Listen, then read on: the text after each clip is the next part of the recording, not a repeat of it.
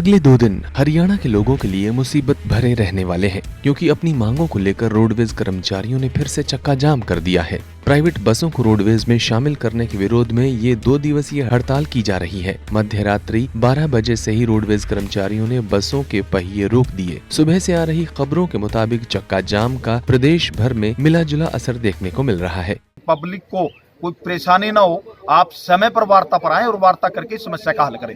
लेकिन इस सरकार ने और एसीएस ने मिल करके ये प्रयास किया और ये टकराव का जो रास्ता अपनाया, एस्मा लगाना, गिरफ्तारी कराना, इससे हमने पहले भी कहा था कि आंदोलन को ऐसे नहीं दबाया जा सकता। आंदोलन कभी भी मार से नहीं दबेगा, आंदोलन तो बातचीत से ही निपटेगा। और जब तक टेबल पर सरकार नहीं आएगी या इस प्रकार की जो हड़ताल है ये केवल 2 दिन की है अभी तो, लेकिन अगर सरकार वार्ता पर नहीं तो ये आगे भी बढ़ेगी। और अगर सरकार ने कोई भी इस प्रकार की कार्रवाई करने का प्रयास किया तो इसके गंभीर परिणाम होंगे, जिसकी जिम्मेवारी सरकार की।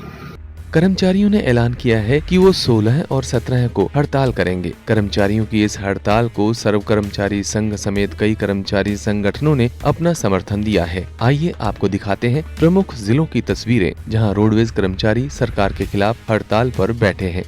देश की राजधानी दिल्ली से सटे बहादुरगढ़ में कर्मचारियों की हड़ताल का पूरा असर देखने को मिला। बहादुरगढ़ में सभी यूनियन एक साथ मिलकर सरकार के खिलाफ मोर्चा खोले बैठी हैं।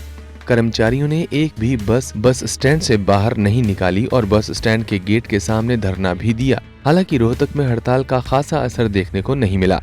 पुलिस सुरक्षा के बीच लगभग 25 रोडवेज की बसों को निकाला गया। वहीं सवारियों को कोई दिक्कत न आए इसलिए प्राइवेट बसों ने कमान संभाल रखी।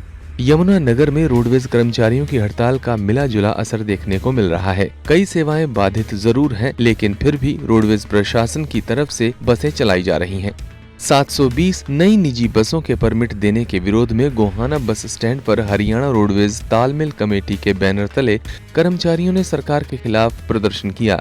कर्मचारियों ने साफ कहा कि अगर सरकार बातचीत के माध्यम से कोई हल निकालती है तो ठीक है, नहीं तो हड़ताल को अनिश्चितकालीन करने पर मजबूर होंगे। हिसार में कर्मचारियों की हड़ताल का व्यापक असर देखने को मिला। हिसार डिपो से कोई भी रोडवेज की बस को चलने नहीं दिया गया। वहीं फतेहाबाद में भी हरियाणा रोडवेज 2 दिवसीय हड़ताल के पहले दिन खासा असर देखने को मिला।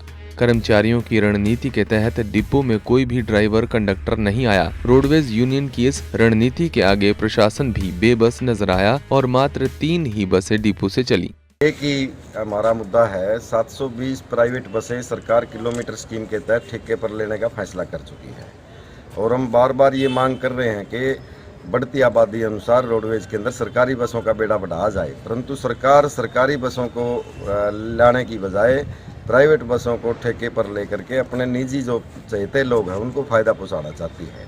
इसलिए प्रदेश के तमाम कर्मचारी इस केवल एक मांग को लेके, ये जनता की मांग है, अगर रोडवेज की बसें नहीं आएंगी, प्राइवेट बसें ही रोडवेज के अंदर लेके आएंगे तो जनता को मिल रही बेहतर और सुरक्षित परिवहन सेवा समाप्त हो जाएगी और रोजगार के अवसर समाप्त हो जाएंगे। इसलिए इस आंदोलन को सामान्य स्थिति में लाना है तो सरकार तुरंत टेबल पाए और हमारी जो पहले कोई हमारी नई मांग नहीं है, 13 अप्रैल से लेकर के 27 दिसंबर तक 6 बार हमारी मीटिंग होली सरकार के साथ, पीएस-सीएम कूलर के साथ, परिवहन मंत्री के साथ। जो हमारे साथ समझौता हुआ था उस समझौते को लागू करते।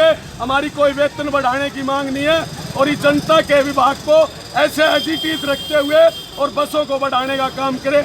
बता दें कि हरियाणा रोडवेज के कर्मचारी खट्टर सरकार की प्रति किलोमीटर स्कीम के तहत 720 प्राइवेट बसों को चलाने की योजना से नाराज चल रहे हैं। कर्मचारी चाहते हैं कि यह स्कीम लागू न की जाए, क्योंकि ऐसा करने से निजीकरण को बढ़ावा मिलेगा और युवाओं के लिए रोजगार के अवसर बंद हो जाएंगे। वहीं दूसरी ओर प्रशासन ने भी हड़ताल को बेअसर करने के लिए धारा 144 लागू करने के आदेश जारी कर दिए हैं और राज्य में एस्मा भी लगा रखा है। Bureau report, Punjab Kesari TV.